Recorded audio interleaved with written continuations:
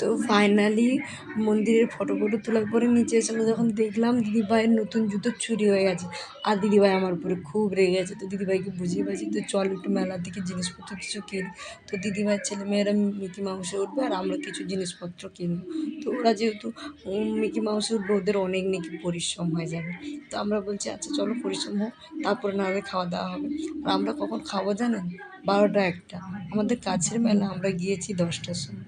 এত ভিড় যিনারা এসেছেন তিনারা তো নিশ্চয়ই দেখেছেন। তো তারপরে ওখান থেকে যাওয়ার পরে আমরা একটু মোমো টোমো খাবো। খুব খিদে পেয়েছে জানেন, বড় পূজার দিন এত পরিমাণে বাড়িতে কাজ থাকে বলার বাইরে, এত কুটুম কী রান্না বান্না।